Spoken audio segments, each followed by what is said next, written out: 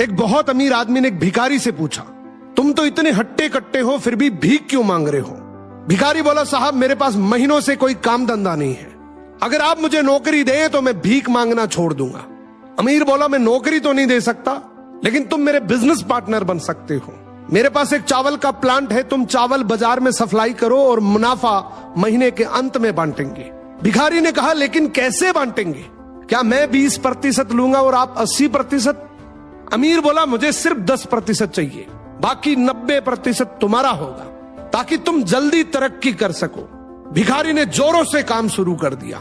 उम्दा चावल और सस्ते दामों से उसकी बिक्री बहुत बढ़ गई और उसे खूब मुनाफा हुआ।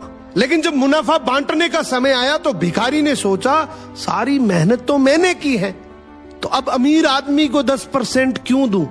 अगले दिन अमीर आदमी आया और जब हिस्सा मांगा तो भिखारी ने बहाना करते हुए कहा कि साहब मुझे तो बहुत नुकसान हुआ है, मुझे जितना मुनाफा हुआ है उतना तो कर चुकाना है, तो इस हिसाब से मुझे कोई मुनाफा नहीं हुआ, तो आप इसके हकदार नहीं हैं। अमीर आदमी ने कुछ नहीं बोला और वहां से चला गया।